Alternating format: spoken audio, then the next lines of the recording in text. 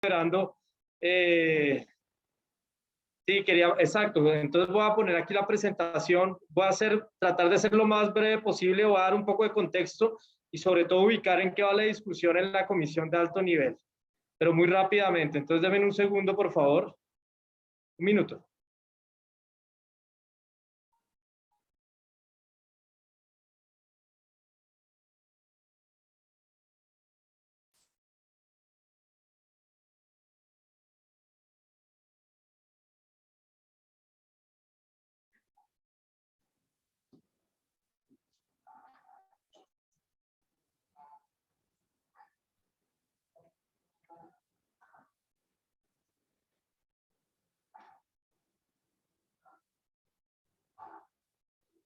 Estoy acá ubicando la presentación, un segundo que la tenía justamente para incluir algo que hoy se trató.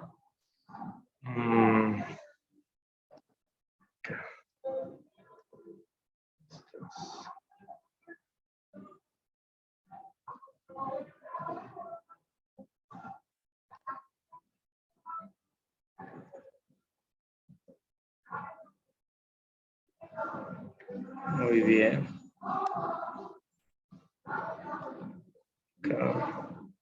Compartir. Okay.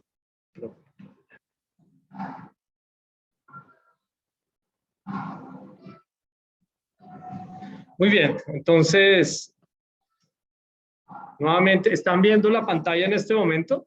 Sí, señor, se observa perfectamente, sí se observa. Muy bien, perfecto. Entonces, fíjense que voy a ser muy sucinto, voy a tratar de ser muy preciso en toda la apreciación y en toda la reflexión para que ustedes puedan incluso alcanzar a entender en qué va la discusión y qué fue lo que hoy se ha presentado.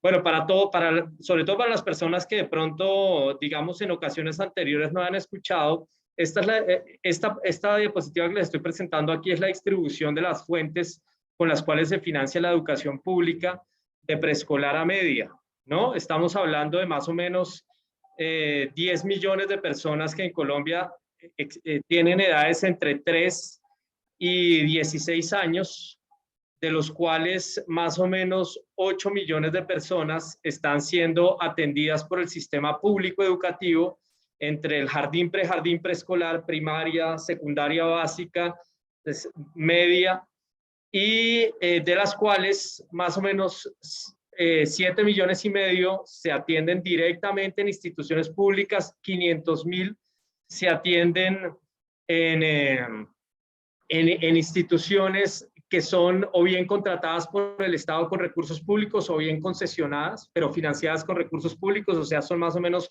8 millones que estamos financiando con recursos públicos, y de resto tenemos otra parte de la población que está en el sistema privado de preescolar a media, que de todas maneras es importante porque estamos hablando de más de 1,5 millones de personas, de los cuales el 70% es de estratos 1, 2 y 3. Pues bien, la parte pública, la que se financia con recursos públicos, que es esa parte de instituciones públicas, 7,5 millones de niños, niñas y jóvenes, y por otro lado más o menos 500.000 que están contratados, sea por la vía de la concesión educativa o por la vía de la compra de cupos educativos, se financian con estas fuentes de recursos que ustedes ven ahí. Y en esa torta pues sobresale obviamente dos fuentes de recursos, que la primera es el Sistema General de Participaciones, que son las transferencias territoriales, es decir, los recursos que recauda el Estado-Nación y que le devuelve a municipios y departamentos a través de los acuerdos de participación que están cristalizados en la Constitución colombiana. Eso corresponde a cerca que de cada 10 pesos estamos hablando de 7 pesos que vienen de esa fuente de las transferencias territoriales, mientras que 12.4%, o sea, de cada 10 pesos, alrededor de 1.2 o de cada 100 pesos, unos 12 pesos vienen de recursos propios de las entidades territoriales, o sea, de sus fuentes tributarias propias. Normalmente el impuesto de industria y comercio, los impuestos prediales, algunas tasas y sobretasas a la gasolina que se recaudan en municipios y departamentos, una parte de esos recursos en algunos municipios y departamentos se dirigen a financiar la educación preescolar básica y media. Eso para las últimas cifras que tenemos, denme un minuto, así vamos cambiando aquí la diapositiva. Para las últimas cifras que tenemos,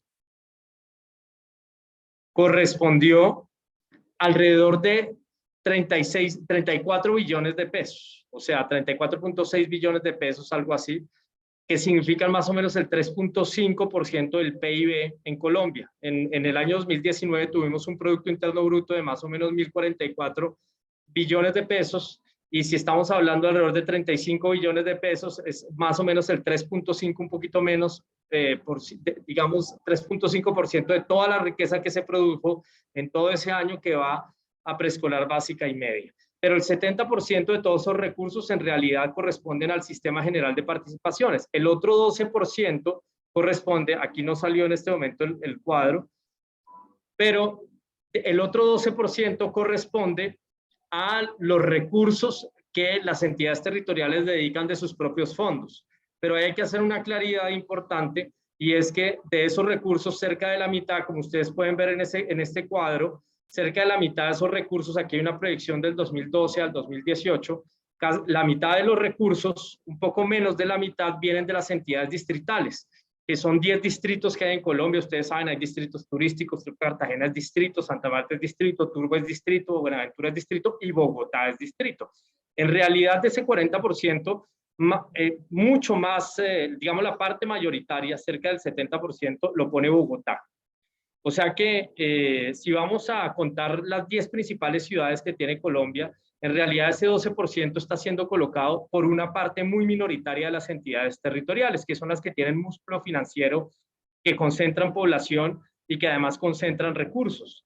El resto de municipios de Colombia, en Colombia tenemos 1.137 municipios y 32 departamentos, o sea, la mayoría de departamentos y la mayoría de municipios no colocan recursos propios, es decir, la educación pública de preescolar a media se financia fundamentalmente con el Sistema General de Participaciones, con las transferencias territoriales en la mayoría de municipios y departamentos del país. Si ustedes tomaran municipios de categoría 3, 4, 5, 6, cualquiera que ellos fueran, encontrarían que la participación de la fuente Sistema General de Participaciones para financiar el preescolar a media, todo lo que ello implica, el sostenimiento de la planta docente, el sostenimiento de la administración, el sostenimiento de la infraestructura educativa, se financia en más de un 85, 90, o entre más pequeño el municipio, incluso hasta el 95%, incluso, y no es raro encontrarlo, hasta el 98% se financia fundamentalmente con el Sistema General de Participaciones.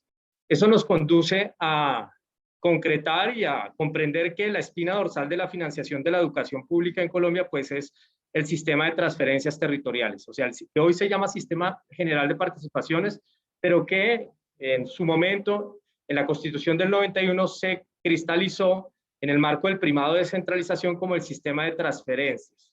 Y hay que hacer una claridad, y es que las transferencias de la nación a los territorios, que consisten básicamente en el reconocimiento de que el recaudo tributario principal que tiene Colombia como país, que no es un país federado, sino que es un Estado-nación, que guarda los principales poderes económicos, digamos, y políticos en el nivel nacional, todavía lo hace así, aunque la Constitución del 91 descentralizó, pero manda que las principales bases tributarias, que son fundamentalmente los impuestos relacionados con la renta y relacionados con el consumo, con el valor agregado, se devuelvan en una parte a municipios y departamentos para que ellos puedan financiar unas competencias sociales que la Constitución colombiana le entregó. Básicamente, y ustedes ya más o menos lo han escuchado, la educación pública, la salud pública, el agua potable, el saneamiento básico y otras competencias que a partir de 1991 fueron descentralizadas. Ahí hay que hacer un remarque, y es que esto es el resultado no de una decisión, digamos, coyuntural del año 91, sino de unos reclamos históricos que se venían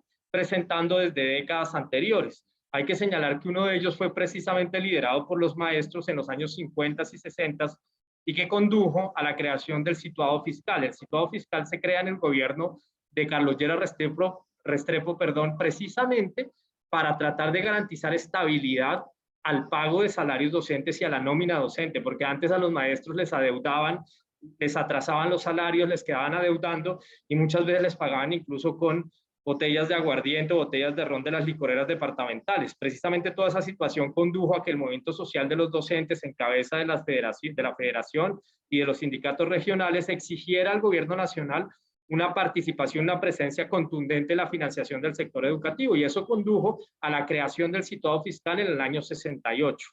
Ya en los años 80 fueron también los movimientos cívicos en los municipios, en las pequeñas veredas, municipios y departamentos, con muchos bloqueos y muchas movilizaciones ciudadanas, digamos movimientos cívicos, se llamaron en los años 80, que condujeron a un segundo momento de centralización fiscal, que fue la devolución del impuesto a las ventas a los municipios. Entonces, la Constitución del 91 recoge y potencia esos reclamos y esas luchas históricas que ya habían tenido logros previamente y que se habían incluso cristalizado en logros en términos de participación en el fisco, los cristaliza, los potencia y conduce a realizar, digamos, el primado de centralización en dos artículos de la Constitución, el artículo 356 y el artículo 357 de la Constitución, que mandaban fundamentalmente las competencias y los recursos para hacer frente a esas competencias que iban a tener desde el año 91 en adelante los municipios y departamentos.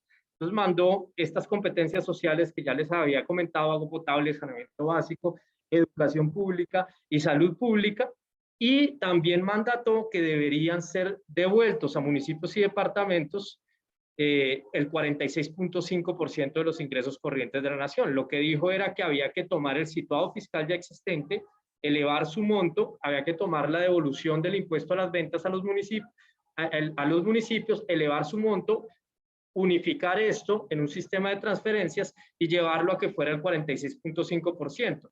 En el cuadro que ustedes tienen enfrente, pues verán que eso fue lo que se reguló con la Ley 60 de 1993 y se fue desplegando a lo largo de los años 90.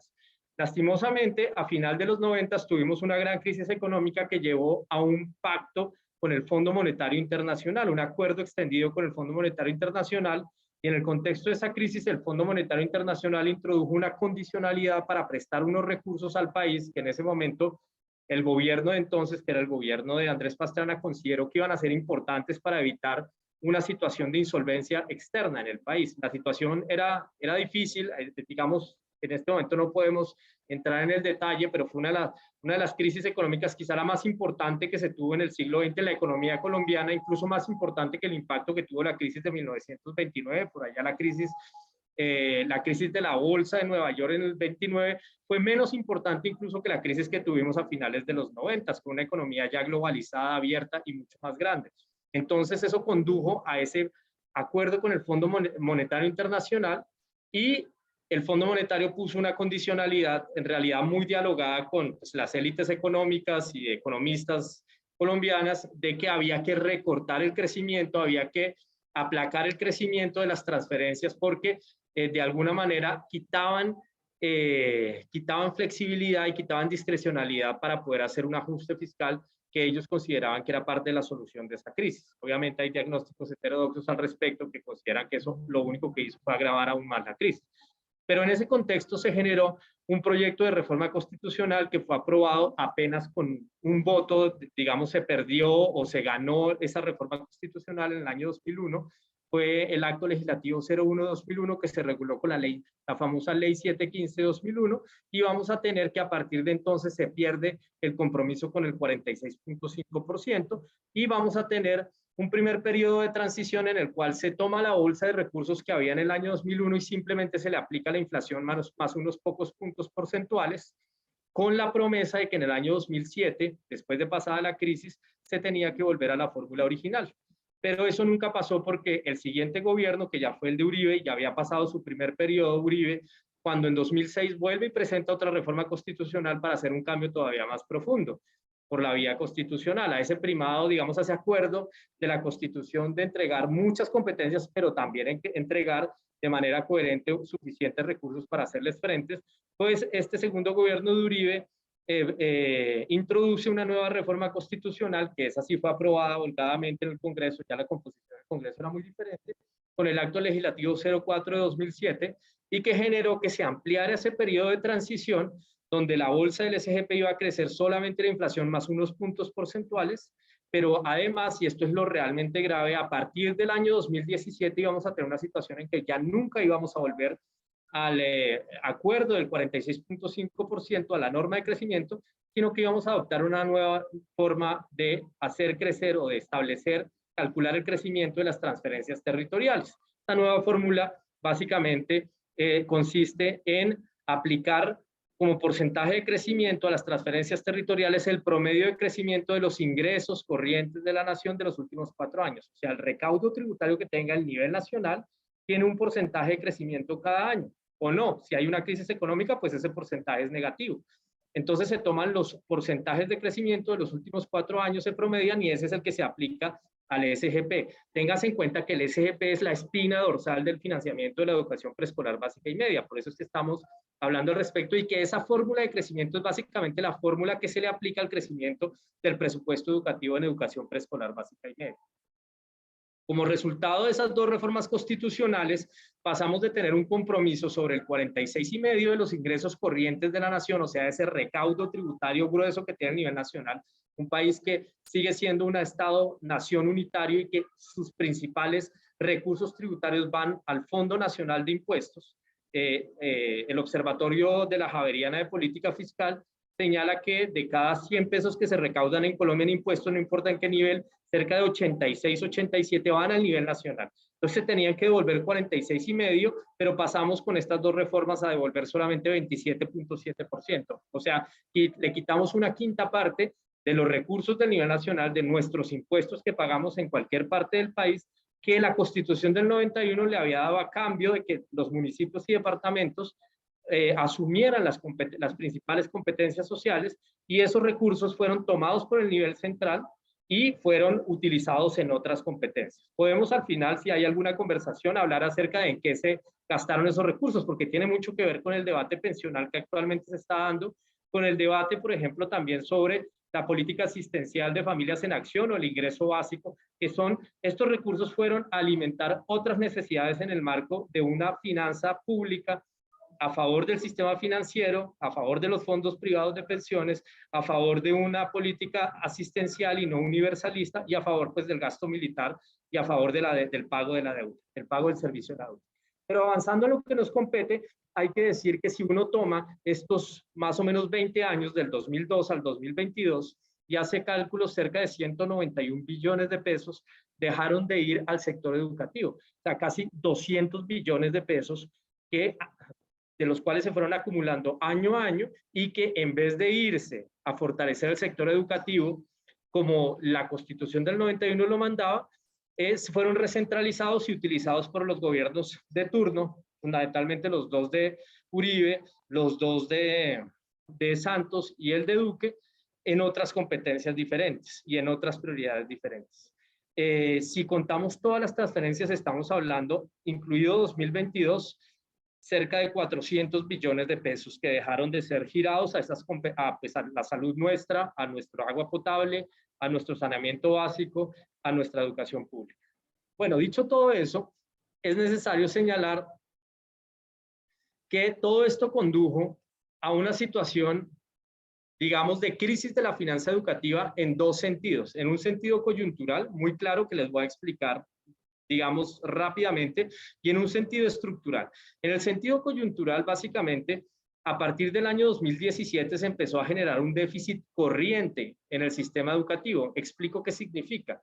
Significa que con los gastos de las transferencias territoriales, con los ingresos de las transferencias territoriales se tienen que financiar unos gastos muy específicos, muy precisos, que solo se pueden financiar con las transferencias porque son recurrentes, e incluso en el caso del gasto salarial, de la nómina, solamente pueden utilizarse recursos de las transferencias del SGP para financiar la nómina docente. No se pueden utilizar recursos de otras fuentes. Entonces, este cuadro nos muestra que a partir del año 2017, cuando entró en vigencia la nueva fórmula de cálculo después de esos periodos de transición que ya fueron mermando los recursos, pero cuando se introdujo la nueva fórmula de crecimiento, se generó inmediatamente $500 millón de pesos de déficit en el SGP.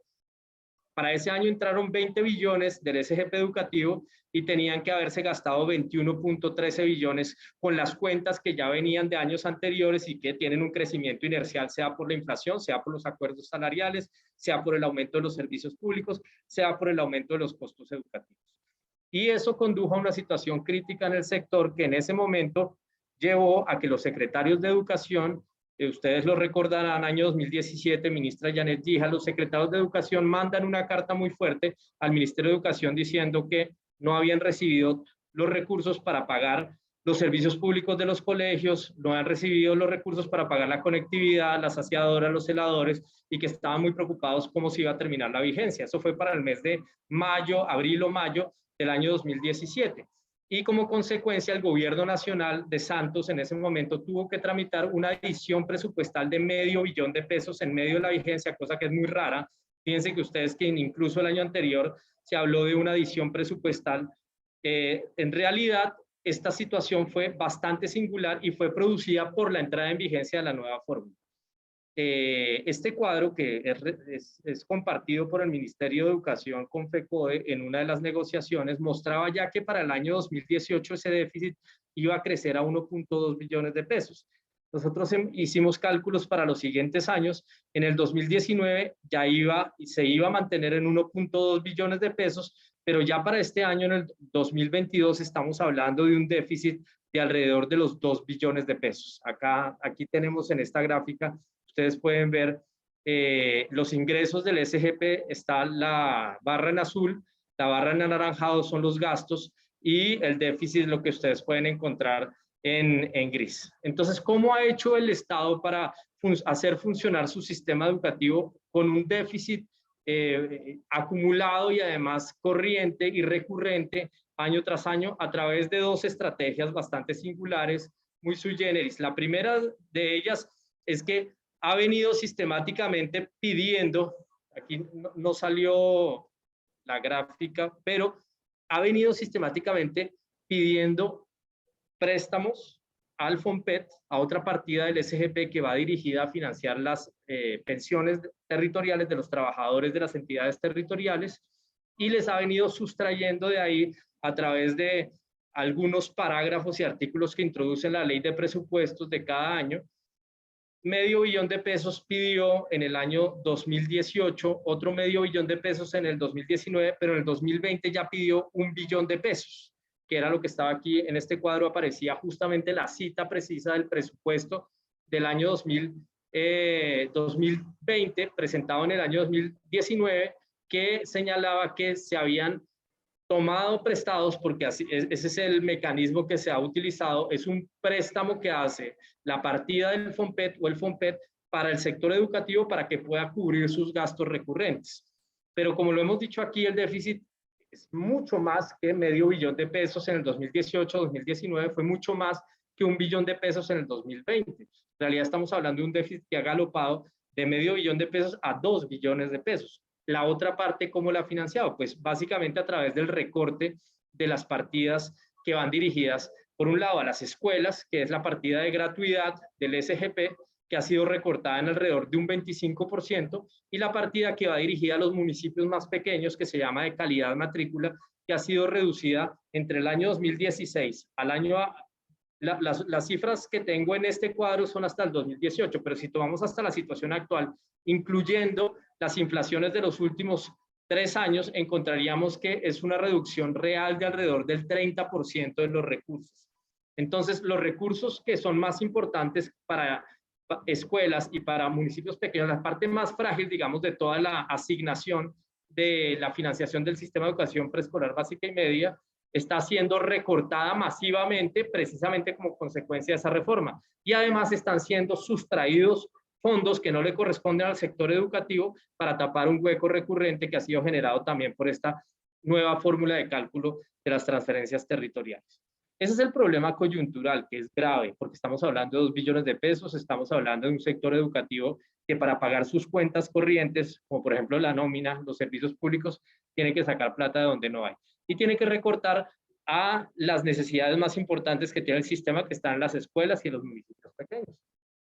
Pero más allá de ese problema coyuntural, tenemos los problemas estructurales del sistema educativo, los cuales simplemente voy a dar algunos elementos muy básicos y muy esenciales, porque esta ha sido, digamos, una de las más importantes avances que FECODE ha tenido en la discusión, y es que ha logrado que todos los actores que están en esta discusión, y ya les voy a contar cuáles son, adopten una visión estructural sobre el problema de la financiación de la educación. Es decir, que no solamente se trata de cerrar un hueco recurrente de 1 o 2 billones de pesos, 2 billones de pesos según nuestros cálculos, sino que se trata de pensar en lo que la Constitución del 91 pensaba, que era cerrar brechas sociales estructurales que Colombia como país había ido acumulando históricamente y que además hacían mella e impedían la democratización. Por eso se habla de un Estado social de derecho a partir de la Constitución del 91. Y nosotros caracterizamos esas brechas estructurales en 6 puntos esenciales.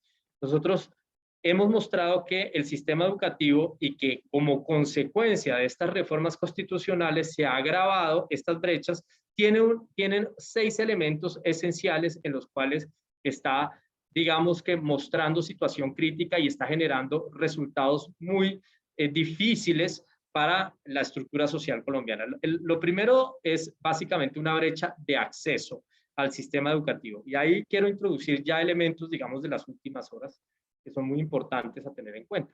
Resulta que hoy estuvimos en la mesa precisamente donde se está discutiendo este tema y la reforma constitucional, me adelanto un poco, discutiendo la brecha de acceso. Y ya llegaron las cifras sobre cómo estamos en brecha de acceso después de pandemia. Y resulta que nosotros en 2019 habíamos tenido cálculos sobre la brecha de acceso les muestro la gráfica, de cerca de 1.474.000 niños, niñas y jóvenes de 3 a 16 años que no tenían ningún tipo de atención educativa. Pues hoy, en la discusión, las cifras oficiales puestas en la mesa señalan que estamos hablando de 2.070.000 niños, niñas y jóvenes que tienen edad de 3 a 16 años y que no están dentro del sistema educativo. Efectivamente, se señala que muchas de estas personas se encuentran en algunas modalidades de atención del ICBF en la edad el rango etario de los 3 y los 4 años. Pero, como ustedes saben, las modalidades del ICBF son muy dispares y la mayoría de ellas están ubicadas, digamos, en aquellas que gastan menos recursos y que tienen menores condiciones para ofrecer realmente una atención integral. Y que además ofrecen solamente algún tipo de acciones educativas y no necesariamente, digamos, lo que implica el prejardín, el jardín y la atención educativa, en concreto del sistema educativo en preescolar. Lo cierto es que, independientemente de esta discusión, estamos hablando de más de 500.000 de niños, niñas y jóvenes que en los últimos 2 años han pasado a estar fuera del sistema educativo. Es una cifra, es una verdad a puño, es algo que está puesto sobre la mesa. Evidentemente se pueden dar todas las discusiones de filigrana si esto fue resultado de la pandemia o si fue resultado de la migración previa y de la inclusión de esa migración en las cifras poblacionales, pero la situación básicamente es esta, que dentro del sistema educativo hay 2 millones de personas que de alguna u otra forma deberían estar y no están. Entonces hay una brecha muy importante en términos de acceso, pero también hay una brecha muy importante en términos de quienes acceden, qué reciben. Y una forma de aproximarse a lo que reciben es el costo de la canasta educativa. Entonces el mismo Ministerio de Educación y el Gobierno Nacional ha hecho estudios de costos de canasta educativa y se ha encontrado con que la canasta educativa con relación a la asignación que por cabeza hace el Estado, pues muestra una brecha muy importante, una diferencia muy importante. Este estudio que estoy mostrando acá, que fue realizado por una consultora bogotana que se llama Economía Urbana para el Ministerio de Educación, señalaba que ya para 2017 se necesitaban alrededor de 7 millones de pesos para poder financiar una canasta educativa por cabeza, por niño, niña o joven, y tenía las diferencias según el nivel educativo que estuviéramos hablando. Obviamente, digamos, la educación media resultaba más costosa que la educación primaria, la educación preescolar más costosa que la primaria. Un estudio, digamos, muy completo, al cual tuvimos acceso también en el contexto de una de estas negociaciones, que mostraba, digamos, el costo básico de la canasta por estudiante. Mientras que para ese entonces, en el año 2017, lo que se enviaba por recursos a los municipios y a los departamentos por SGP para financiar a cada estudiante, digamos, lo que llamamos la capitación, estaba alrededor de 2.200.000, 2.100.000 pesos, o sea, unas brechas del orden del 60 al 70% en términos de la financiación de la canasta educativa, unas brechas masivas enormes, y precisamente el acuerdo constitucional sobre las transferencias era para entrar a cerrar esas brechas, para garantizar acceso y para garantizar, digamos, condiciones básicas y mínimas de financiamiento de la calidad de la educación, y en este caso, su expresión concreta en bienes y servicios, que es la canasta educativa. Y eso conduce, lo que muestra esta gráfica, pues básicamente va a conducir a que la composición del gasto por, digamos, en las entidades territoriales vamos a encontrar que la mayor parte del gasto pues está dirigido fundamentalmente a la nómina docente, que es lo último que pueden dejar de pagar, y eso pues básicamente en buena medida por los seguros y por las conquistas que ha hecho el movimiento docente, que ha garantizado que aquí no pase como pasa en otros países. Por ejemplo, en Centroamérica pasa que de los, digamos, de las jornadas escolares al año, cerca del 30 al 40% de los maestros se la pasan en paro, precisamente porque no les adeudan los salarios, les retrasan los salarios. En el caso colombiano, digamos que esa situación, gracias precisamente a la organización del movimiento docente, se ha logrado conjurar, pero de todas maneras el resto de gastos educativos, lo que tiene que ver con el mantenimiento de la planta física, pero también con la formación docente, con los recursos pedagógicos, tienen recursos muy marginales en el contexto de esa bolsa de educación que no creció como la Constitución del 91 lo planteó para cerrar esas brechas. Entonces, que la canasta educativa esté desfinanciada un 60%, pues obviamente se expresa en el hecho de que todos esos otros rubros que van más allá del pago de la nómina no estén financiados en absoluto o, digamos, con recursos marginales. Y que además los salarios docentes también estén retrasados, estén reprimidos y no estén acordes con la formación docente, formación que además no se encuentra debidamente financiada dentro del sistema. Un sistema educativo sin formación de los docentes, pues es un sistema que no va a generar aprendizaje necesariamente. Y hablando de las condiciones docentes, pues también tenemos una brecha muy importante en las relaciones de estudiantes por docentes. Nosotros tenemos, como ven ustedes en este gráfico, que es del estudio que hace la OCDE anualmente sobre los recursos con que cuentan los profesores para trabajar en los sistemas educativos, la segunda relación más alta de cantidad de estudiantes por docente. Entonces tenemos salones de clase en promedio, según estas cifras, estas estadísticas, del 37.4 estudiantes por salón de clase, lo que implica que alrededor de, tengamos en la mayor parte de las ciudades, tengamos mucho más de lo que exigen las mismas normas y los decretos que señalan ciertos promedios de estudiantes por profesor. En realidad, las principales zonas pobladas y urbanas del país están muy por encima de esos promedios, y eso conduce a que los salones de clase en la zona, aún ya dentro de esos centros urbanos, en las zonas más pobladas, pues estén los salones abarrotados. Y ustedes lo saben porque ustedes son profesores en municipios pequeños, y sabrán que en muchos de ellos y en los municipios no tan pequeños, digámoslo así, capitales de departamento, pues tenemos muchas zonas urbanas y suburbanas en las cuales vamos a encontrar mucha conglomeración de estudiantes por aula de clase. Y además en Colombia no tenemos, digamos, algo que se ha reconocido a nivel internacional que es básico, y es que no solamente debe haber maestro en un aula, sino además maestro de apoyo para el maestro de aula. En el caso de la OCDE estamos hablando de que por cada 144 maestros debe haber 12 maestros de apoyo. O sea, estamos hablando de una relación de 1 a 12. En cambio, en Colombia estamos hablando de que si hay algo que se parece a un maestro de apoyo, pues son los, que no es exactamente lo mismo, pero son los orientadores docentes, los orientadores escolares. Y los orientadores, finalmente en Colombia son una especie en extinción, tenemos más o menos cerca de 1.789 estudiantes por docente de apoyo. O sea que, o por orientador en este caso.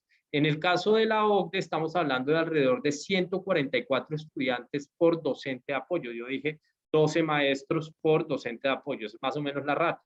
En el caso colombiano, o sea, de 144 en promedio de la OCDE, en el caso colombiano tenemos algo parecido que no es, y estamos hablando de cerca de 1.800 estudiantes por cada orientador escolar.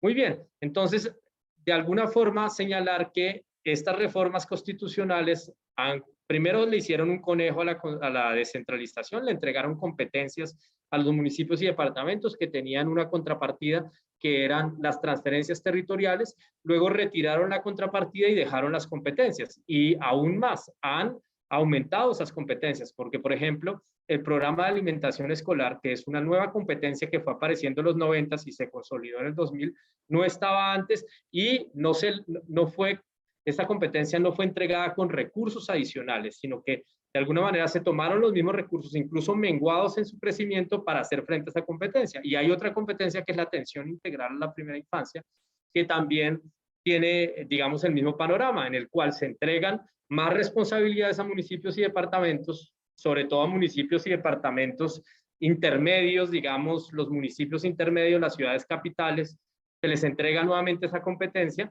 y se les sustrae el crecimiento de los recursos que la Constitución del 91 se había comprometido. Y eso tiene un efecto en el corto plazo gravísimo, sui generis, que lleva a que el Ministerio de Educación tenga que pedir plata prestada en cada presupuesto, en cada proyecto de presupuesto nacional todos los años, a que recorte las partidas más frágiles de los eslabones más frágiles del sistema educativo, y además ha conducido a que las brechas estructurales se amplíen. Todo eso, pues precisamente, lleva a que el movimiento por el derecho a la educación y particularmente el movimiento docente lleven como una consigna muy importante la necesidad de revisar el marco constitucional y de devolver de alguna u otra forma esas reformas constitucionales que ajustaron de esta manera y generaron estos resultados tan, digamos, críticos sobre la financiación del derecho a la educación. Y eso conduce a que en el año 2015 se plantee la discusión con el gobierno nacional en la negociación bipartita. El gobierno nacional ahí no reconoce que existe ese problema. En el año 2017 ya reconoce que existe el problema, pero dice que no implica una reforma constitucional. Y en el año 2019 finalmente reconoce que el problema es tan grande que efectivamente precisa una reforma constitucional. Acepta obviamente en el marco de toda la presión de la negociación y una correlación de fuerzas asignada también por las capacidades de movilización de FECODE y la posibilidad de que se diera un paro, y se acepta que en el plan de desarrollo actual del gobierno 2018 a 2022, el plan de desarrollo del gobierno de Duque, se introdujera un artículo que implicara discutir y consensuar y llevar al Congreso una reforma constitucional. Entonces, por eso se abre la Comisión de Alto Nivel para la Reforma Constitucional en agosto del año 2019. Realmente fue más o menos entre agosto y octubre, las primeras reuniones que se tuvieron metodológicas fueron en agosto. En octubre ya se sentó la mesa específica de educación y vamos a tener una discusión con varios de los actores que están directamente implicados en el SGP. Eso fue lo que de alguna manera FECODE logró abrir como espacio en la negociación, que la discusión se diera no solamente al interior de las agencias de gobierno, pero no solamente con FECODE, sino también con los municipios, los departamentos, las ciudades capitales y todos los actores que estuvieran involucrados en la estructura del sistema de descentralización. Entonces, en el marco de esa mesa, y es lo que les quería mostrar, entre el año 2019, estoy hablando del mes de octubre o noviembre, y el mes de marzo del año 2020, las partes de esta discusión en la Comisión de Alto Nivel llevaron unas propuestas. En el marco de la discusión se fueron estableciendo las propuestas y se fueron poniendo sobre la mesa. Entonces, quisiera comentarles ya en esta parte cuáles fueron las propuestas y luego comentarles qué pasó entre el año 2020 y hasta la situación actual y cómo se ha retomado esta comisión. Pero ahí quiero preguntar si me están escuchando bien. En segundo lugar, ¿cuánto tiempo tengo para poder redondear? Sí, señor, estamos escuchando perfectamente. ¿Y cuánto tengo? Más o menos 10 minutos, porque eso es lo que tardo, no tardo más. Estamos escuchando perfectamente. Perfecto, entonces me va a tomar no más de 10 minutos porque sé la hora y todo esto. Y si hay preguntas, sí, yo no tengo problema con el tiempo porque yo puedo, salí acá de la comisión, estoy en el mismo hotel y puedo estar abierto a que me hagan todas las preguntas para comentar. Me parece muy oportuno el espacio. Pero lo que quería decir es cuáles son las propuestas que se llevaron en ese momento en que sesionó la Comisión de Alto Nivel. Como les digo, que fue una gran conquista, digamos, de toda la negociación y de toda la capacidad y pulso que hace FECODE con el gobierno nacional. Y la primera propuesta que se llevó fue la de la Federación Nacional de Departamentos, que fíjense lo que proponía. Proponía incrementar la participación del SGP en los ingresos corrientes de la nación a un 30% para el año 2023. Ojo, porque aquí estábamos hablando en el año 2020, mes de febrero de 2020. Proponía además que de manera complementaria se creara una nueva bolsa del SGP que se llamaría el SGP flexible. Es decir, que tuviera como característica principal su flexibilidad ante el ciclo económico y por tanto dependiera del crecimiento de la economía. Se proponía además que la destinación de los recursos fuese para libre inversión, utilizando criterios técnicos de priorización dentro de los sectores de educación, salud, agua potable y saneamiento básico. O sea, aquí lo que estaba diciendo la Federación de Departamentos es que primero había que darle un empujón a la bolsa del SGP en 2023, porque si estamos hablando que en promedio nos había quedado en 26.7 a 27 y tanto, pues había que subirlo al 30%, era darle un empujón inicial de cerca de 3 puntos sobre los ingresos corrientes de la nación. Los ingresos corrientes de la nación en el año 2019-2020, estamos retornando, están alrededor de 160 billones de pesos. Así que si hablamos de 3 puntos porcentuales, estamos hablando de 4.5 a 5 billones de pesos. Son recursos importantes y que tenían que ser inyectados al SGP, digamos, en el momento que iniciara un nuevo periodo, digamos, después de reforma constitucional. Pero además se hablaba de crear una bolsa adicional que dependiera del crecimiento económico. Que esa bolsa fuese asignada de manera, digamos, autónoma y discrecional por las entidades territoriales, utilizando ciertos criterios, eso sí, para distribuirlos entre los distintos sectores del SGP, educación, salud, agua potable y saneamiento básico. Y en ese orden de ideas señalaba que esa bolsa del SGP crecería si el crecimiento de la economía era mayor a 2.5. El crecimiento económico obviamente en los últimos años ha sido muy malo en el contexto de pandemia. El del año pasado fue mucho mejor, pero fue simplemente el rebote de todo lo que cayó en el 2020, pues nuevamente el rebote, pero pues de todas maneras suele ser más alto que 2.5%. Entonces siempre se hablaba que si se sobrepasaba ese umbral del 2.5%, de ahí en adelante se agregaban recursos adicionales a esa bolsa flexible. Y decía que digamos que ese crecimiento adicional era precisamente la diferencia que había entre el 2.5% y lo que creciera la economía, que iba a crecer por encima del 2.5%. Ese crecimiento adicional era el que tenía que ponérsele a esa bolsa de SGP flexible. En el caso de la Federación de Municipios, fíjense qué interesante, no se quiso casar con una propuesta, sino que llevó 3 escenarios. Entonces, dijeron que los municipios estaban de acuerdo con que en un escenario se pensara en volver a la fórmula constitucional del 46.5%. Otro escenario era de pronto no tan ambicioso, si la situación fiscal del país no lo permitía, entonces retornar al porcentaje de los ingresos corrientes que ya se tenían en el año 93. Fíjense que nosotros nos hemos venido devolviendo porque ya en el año 93 había un porcentaje mucho mayor. Y el escenario tercero era establecer ya una meta de porcentaje de recursos sobre el PIB para las transferencias territoriales. Fíjense que tanto la de departamentos como la de municipios no está hablando solo del SGP educativo, está hablando de toda la bolsa de las transferencias, como corresponde. Y FECODE también está hablando de toda la bolsa de las transferencias. Solo el gobierno no, pero ya les voy a explicar ese pequeño detalle. Entonces, fíjense, aquí en estos 3 cuadros ustedes ven cuál fue la propuesta que llevó la Federación de Municipios en 3 escenarios. En un escenario era crecer hasta el 46%, fíjense que de todas maneras se quedaron un poco cortos porque el acuerdo constitucional era 46.5. En un segundo escenario era paulatinamente ir creciendo desde el año 2020 en un horizonte de tiempo de 10 años hasta el 35.6%. Hoy estamos en 27.5, o sea que era crecer, digamos, unos 9 puntos porcentuales paulatinamente de los ingresos corrientes de la nación. Y en el escenario, digamos, el tercer escenario, el escenario más atado a una proporción del PIB, era pasar de 4 puntos porcentuales que hay actualmente, o sea, ya de toda la riqueza nacional, no de los ingresos corrientes de la nación, que es una sola parte de la riqueza nacional, que es la que se recauda.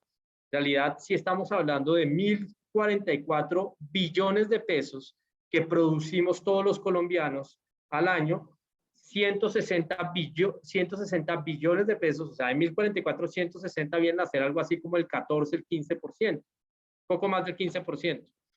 Entonces, solamente de esa parte son las propuestas, las 2 propuestas anteriores. Aquí ya se está hablando de un porcentaje de toda la totalidad de la riqueza generada en el país, del PIB. Entonces era pasar del 4% al 4.9%, o sea, casi llegar al 5% del PIB, era aumentar un punto porcentual. O sea, un punto porcentual del PIB viene a ser más o menos 10 billones de pesos.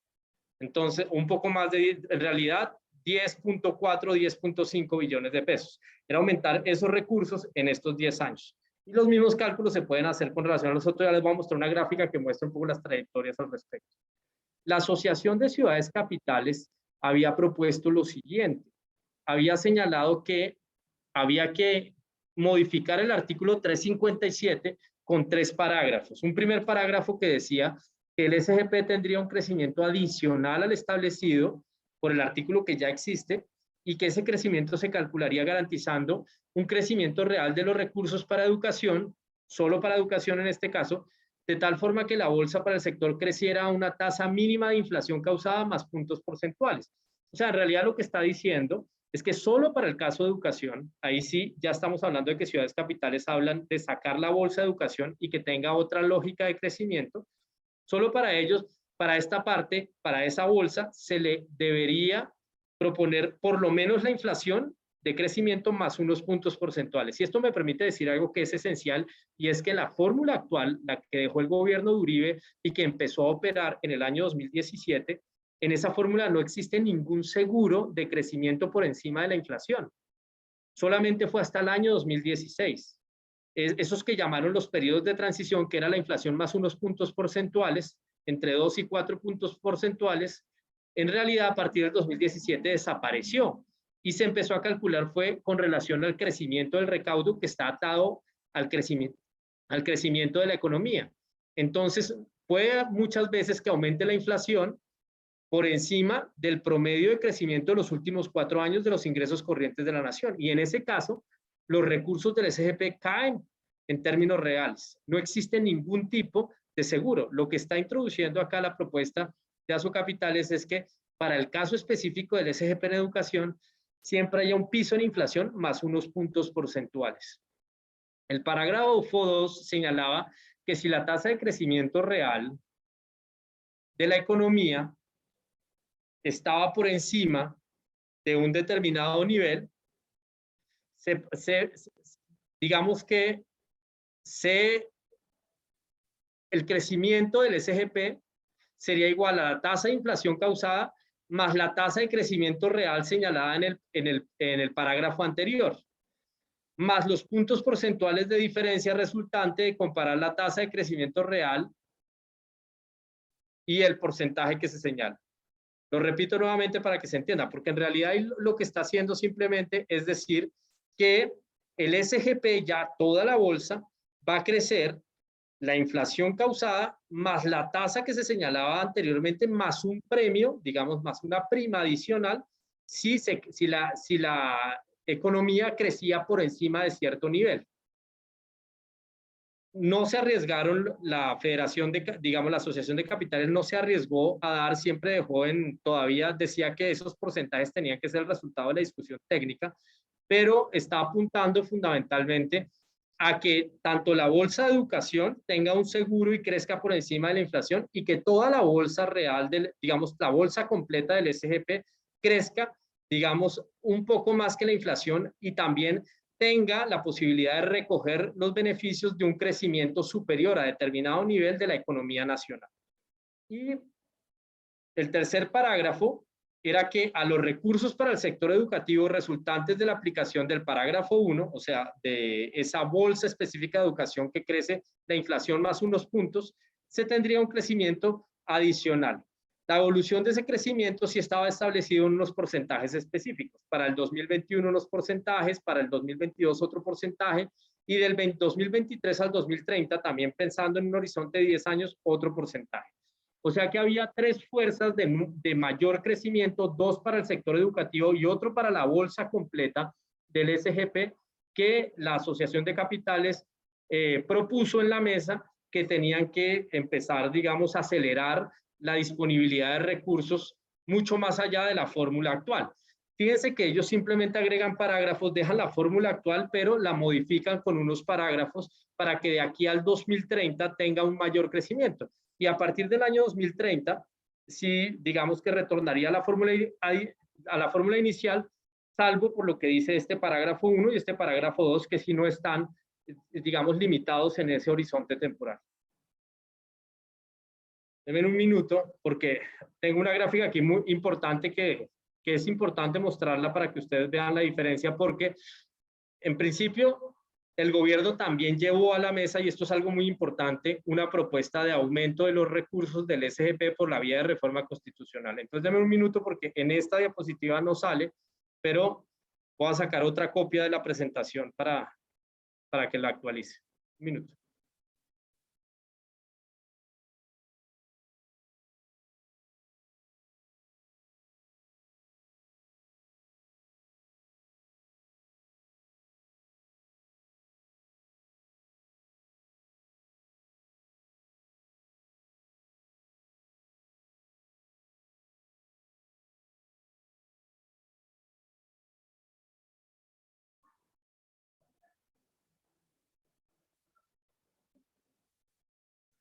Bien.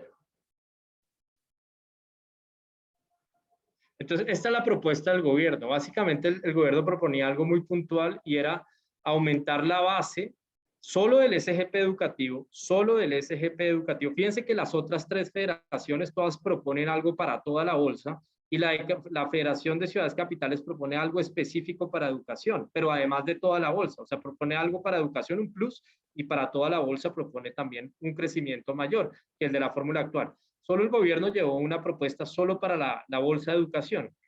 Y esa propuesta consistía en inyectar 2.8 billones de pesos el primer año de la reforma. O sea, simplemente hacer una reforma constitucional, debe ser algo así como un parágrafo que señalara en el año 2023 o en la vigencia inmediatamente posterior a la aprobación de esta reforma, la base de la bolsa del SGP para educación se le añadirán o se le agregarán 2.8 billones de pesos.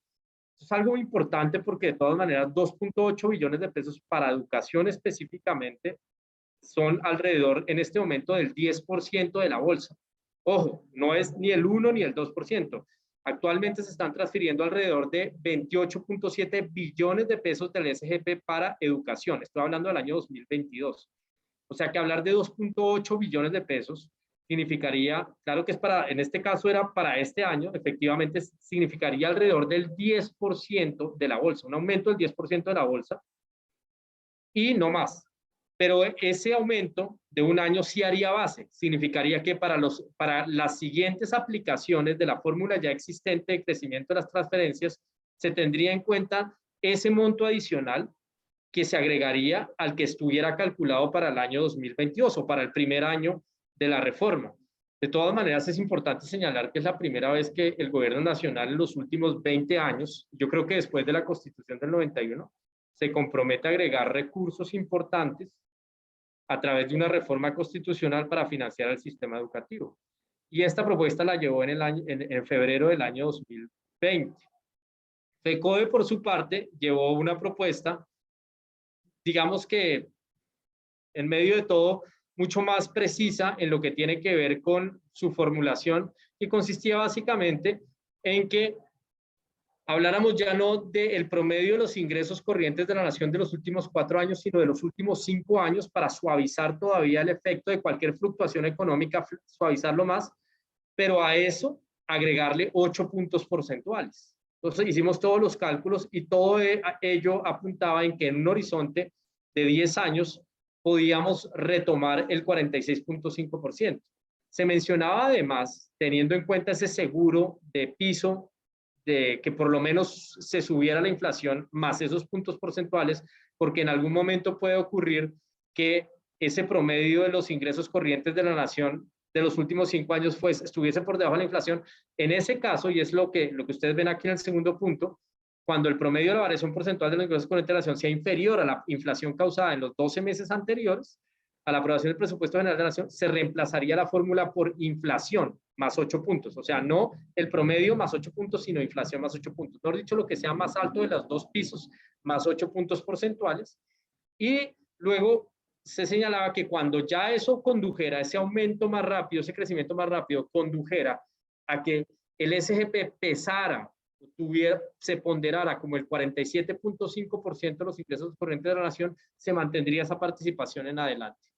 Las distribuciones entre sectores se mantenían y eso nos parecía muy importante porque no se trataba de tomar recursos de otras competencias como igualmente importantes, salud, agua potable, saneamiento básico, para poner educación, que eso sabíamos que podía ser uno de los grandes riesgos, tomar más dinero de otros sectores. Y ese es precisamente uno de los efectos que tiene la propuesta del, digamos, del gobierno.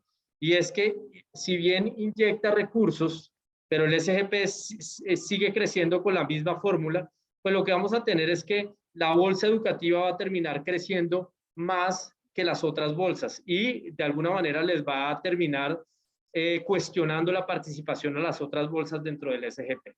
Lo cierto es que comparando la propuesta de FECODE y el gobierno, la de FECODE vendría a ser para el caso de educación en color naranja, para todo el SGP está en azul. Tendríamos un corte a partir del año de la reforma y un crecimiento que tratara de llegar al 47.5% en un horizonte de 10 años. Mientras que, por otro lado, tenemos la propuesta del gobierno que solamente es para educación y que conducía simplemente a un salto del 16.4 al 18.8% solo para educación. Si uno discrimina la propuesta de FECODE, encontrará que para educación significaría llegar al 26.7% de los ingresos corrientes de la nación. O sea que este era el espacio que nos separaba en ese momento, marzo del año 2020, a las propuestas entre el gobierno y FECODE. Y en el intermedio se encuentran las otras propuestas, pero como no tuvieron, digamos, no se llegó a madurar la discusión hasta que propusieran porcentajes específicos, pues no se pueden modelar en su momento. Pero de todas maneras, estamos hablando que el gobierno nacional propuso un salto de 2 puntos porcentuales sobre los ingresos corrientes de la nación, 2.4 puntos porcentuales sobre los ingresos corrientes de la nación para educación. Eso es importante porque eso es el resultado, pues, precisamente de toda esta presión que llevamos haciendo desde hace ya una década en cada una de las negociaciones específicas y mostrando el diagnóstico muy concreto de, pues, el desastre que ha ocasionado estas reformas constitucionales y esta sustracción masiva de recursos que le han ido quitando sistemáticamente a las transferencias territoriales y particularmente a la educación. Y por primera vez hay un gobierno que dice hay que inyectar recursos de manera importante y por vía de una reforma constitucional para que las transferencias territoriales crezcan de manera más importante a como han venido creciendo. Y finalmente, simplemente señalar que la propuesta de FECODE comparada con la del gobierno pues lleva a montos de la bolsa del SGP, digamos, divergentes y cada vez más divergentes en la medida en que, a medida que pasan los años, pues las fórmulas de cálculo son diferentes. Entonces aquí están un poco las trayectorias. Para el año 2022, que no fue así porque como tuvimos pandemia, el SGP educativo debía ser de 30 billones y medio, fue alrededor de 28.7 billones. Entonces, realmente, digamos, el impacto que se ha tenido en pandemia ha sido complicado. Ya les voy a hacer un comentario al respecto también. Pero lo cierto es que partiendo de ese piso, la idea es que en cuestión de 10 años se llegara a 93 billones de pesos para el sector educativo, mientras que el MEN proponía pasar de 30 solamente a 66. Y ojo, porque en reforma íbamos a estar de 26 billones a 57.5 billones de pesos. O sea, de todas maneras, la propuesta del gobierno ya muestra una divergencia al estado actual, a la situación sin reforma, al estado estacionario que tenemos con las dos reformas constitucionales de recorte que se hicieron, pero lo que se está proponiendo ya muestra una brecha, muestra una diferencia. Y eso es algo importante. Y esto en términos per cápita, teniendo en cuenta, digamos, algunas metas de aumento de la cobertura, es decir, de ir cerrando esa brecha de cobertura y también de aumento, digamos, de la canasta educativa, mostraba que la propuesta de FECODE permitía pasar de un gasto por estudiante de 4.3 billones de pesos a 8.1 billones, perdón, 4.3 millones de pesos. Entonces, por estudiante, 4.3 millones de pesos a 8.1 millones de pesos por estudiante. O sea, mucho más cerca al costo mínimo de la canasta educativa, al básico, ¿no? Al básico, porque fíjense que en el sistema escolar hay, digamos, condiciones especiales que implican gastos por estudiante mayores. Por ejemplo, la educación para las personas en condición de desplazamiento, en situación de desplazamiento, víctimas del conflicto armado, personas en condición de discapacidad, todo el tema de superación de formas de discriminación, lo que implica inversión pública en los recursos físicos, en la formación de los maestros y demás. Entonces, esto mostraba, digamos, una senda de crecimiento. La propuesta del Ministerio de Educación mostraba una senda de crecimiento mucho más conservadora, de 4.3 a 5.9 millones de pesos. Y sin reforma estamos hablando de un aumento de 3.8 millones de pesos a 5.3 millones de pesos. O sea, significaría continuar en un desfinanciamiento estructural de la canasta. La del Ministerio de Educación es un cambio, no digamos marginal, pero es pasar de 4 millones de pesos a 6 millones de pesos. La de FECODE un poco más ambiciosa, pasar de 4 millones de pesos a 8 millones de pesos. Entonces, básicamente, esas fueron las propuestas que se presentaron. Pero, ¿qué ocurrió en marzo del año 2020? Pues en marzo de 2020, antes de culminar, en marzo de 2020, simplemente entró la pandemia, se promulgó la emergencia educativa, la emergencia, social, ambiental, la emergencia sanitaria, y se suspendió la comisión de alto nivel. Se suspendió además de manera inconsulta porque no fue una decisión concertada por los actores de la comisión, sino que el gobierno simplemente no volvió a concertar ni a convocar a los actores ni de la mesa sectorial de educación ni de toda la comisión de alto nivel. Y posteriormente, en el año 2020, pues llegó el estallido social. Ahí hubo pues todo el paro cívico que se dio en el marco de ese estallido social posterior. FECODE presentó su pliego de peticiones antes del estallido social y la primera petición era precisamente pues recobrar los acuerdos relacionados con esta reforma constitucional, pero pues se dio el estallido social y la negociación solo se dio posteriormente al estallido social, una negociación, digamos, un poco difícil en un contexto de una correlación de fuerzas complicada, pues porque ya se había dado el paro y se había dado toda la situación que ustedes conocieron en el primer semestre del año anterior. Lo cierto es que se logró concertar con el Ministerio de Educación, se logró acordar que no se iba a devolver el acuerdo porque había intenciones de pues dejar en la nebulosa este avance que se ha dado en el 2019, pero afortunadamente estaba amarrado, y eso fue muy inteligente, estaba amarrado al plan de desarrollo, al decreto del plan de desarrollo de todo el gobierno. Y con ese argumento y toda la presión que, digamos, limitada en medio de todo que se pudo hacer en ese contexto, porque ya la discusión importante era la del retorno a la presencialidad en el marco de lo que llamaban la pospandemia en su momento, pero se logró que se mantuviera el acuerdo y que se reclamara que se instalara nuevamente la comisión de alto nivel. Se instaló el 10 de diciembre del año pasado, la convocó el Ministerio de Hacienda y Planeación Nacional nuevamente, se reunieron todos los actores allí, establecieron la metodología y vinimos a tener la primera reunión de la comisión hace un mes, o sea, en los primeros días de febrero. No hubo quórum, no llegó ni siquiera al Ministerio de Hacienda ni Planeación Nacional, la volvieron a convocar una semana después, eso fue hace más o menos 3 semanas, 2 semanas largas. Se discutió nuevamente cuál iba a ser la agenda y demás, y hoy tuvimos la primera sesión. Y hay que decir que han venido, digamos, con una presencia mucho más, diría uno, consolidada. Las federaciones están muy presentes en el debate. Llegó la Federación de Municipios, Asocapitales, la Federación de Departamentos, llegaron todas las agencias de gobierno y empezó la discusión. Y el punto que teníamos hoy era el punto de cómo había evolucionado demográficamente la situación después de pandemia y cuáles eran los propósitos que planteaba para esta reforma en términos de coberturas el gobierno nacional. Y es interesante porque se han introducido ciertos objetivos de cobertura que a un horizonte de 15 años, por lo menos en lo que hoy se habló, pues conducirían a cerrar brechas importantes en términos de acceso. Todavía no hemos discutido acerca de la canasta educativa ni los otros costos que tienen que ver, por ejemplo, con la cantidad de estudiantes por docente. No hemos discutido al respecto. Está no para la siguiente, sino para la otra sesión. Pero en una primera perspectiva hay algo muy interesante en términos del horizonte de 15 años, una reforma para 15 años y el cierre de brechas que va a implicar introducir a lo largo de estos 15 años, pues alrededor de aumentar la cobertura en 1 millón de niños, niños y jóvenes más, incluyendo los de 3, 4 y 5 años, o sea, los de jardín, prejardín y transición. Los de transición, digamos que hoy ya están mucho más adentro que fuera del sistema, pero también el compromiso con introducir los de jardín y prejardín.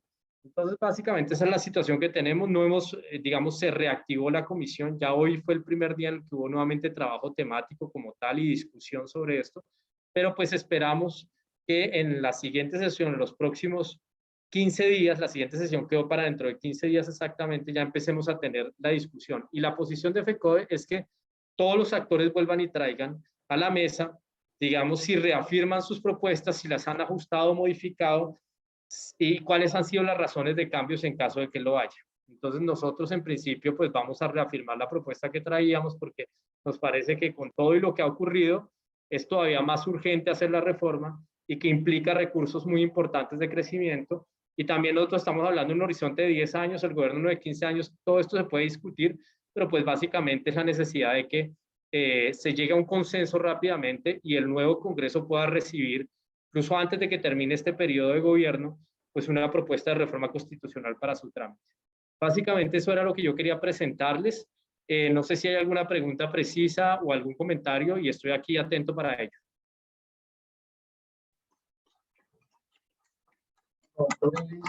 Probablemente que su conferencia es realmente interesante.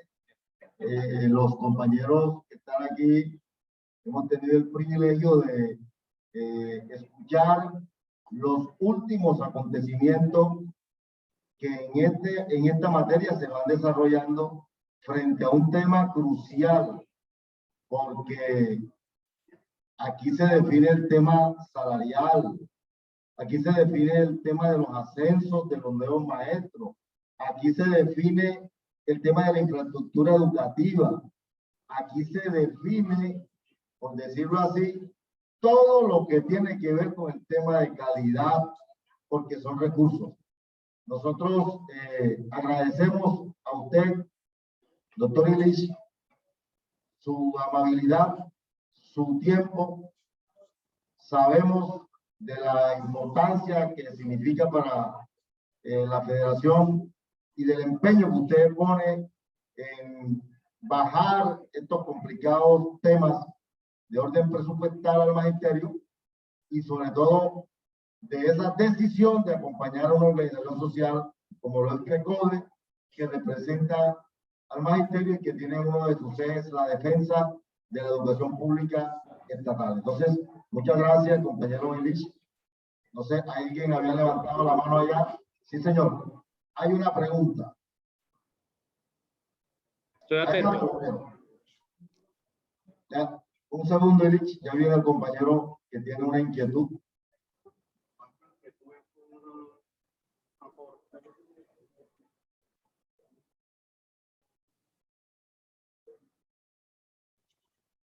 Bueno, compañeros y compañeras, la verdad felicitar al doctor Illich. Esto del sistema general de participación es muy importante para nosotros los docentes desde el orden nacional, mientras se discute la fórmula que permita un mayor crecimiento de esa bolsa, es cómo nosotros desde las subdirectivas municipales tomamos algunas acciones y reflexiones. Por lo menos desde la experiencia de la subdirectiva de María La Baja, hemos dado la pela desde el año 2019 hasta la fecha de analizar en la bolsa de educación del Sistema General de Participaciones cómo se ha dado ese comportamiento por recursos que llegan directamente a la bolsa del municipio, como municipio no certificado de sexta categoría. Compañeros, es preocupante. Si de pronto alguno lo ha hecho desde cada uno de sus municipios, ¿qué acciones vamos a tomar? De tal forma que la bolsa de forma progresiva también pueda aumentar. Recordarle que la bolsa del Sistema General de Participaciones en nuestros municipios no certificados llega por dos rubros. Un solo rubro, pero uno es calidad por gratuidad que es lo que llega a nuestros docentes, a nuestras instituciones educativas por recursos FOSES, ¿cierto? Y la otra es calidad por matrícula, que es la que toman los municipios para poder distribuir. Debemos darnos a la tarea, compañeros y compañeras, de mirar realmente que esos recursos de calidad por matrícula que llegan a nuestro municipio, cómo están distribuidos y en qué rubros específicos. Por lo menos en el caso de María la Baja, nosotros tenemos nuestra mayor problemática es el transporte escolar. El 70% de los recursos que llegan por el Sistema General de Participaciones se van en transporte escolar. Ahora, la discusión está en la mesa desde nuestra Junta Municipal de Educación, desde nosotros como subdirectivos, para que podamos mirar, uno, que en la bolsa están los recursos del Sistema General de Participación, que en el municipio serán unos recursos propios, y que en algunos municipios como el de nosotros, María la Baja, llega a unos recursos específicos por regalías. Esa mesa de discusión tenemos que darlo con ellos para que así como de forma progresiva, nosotros queremos que desde el orden nacional también comience a aumentar cuánta plata por regalías se está invirtiendo realmente en educación. O si esa bolsa únicamente la toman las secretarías de educación desde los recursos en general de participaciones. ¿Cuánto toman de los recursos propios? Y de esa forma hacerlo progresivo para que, así como se da en el orden nacional, nosotros desde lo municipal también podamos con acciones ir rescatando recursos y nuestra bolsa sea cada vez más grande desde lo municipal. Muchas gracias, compañeros.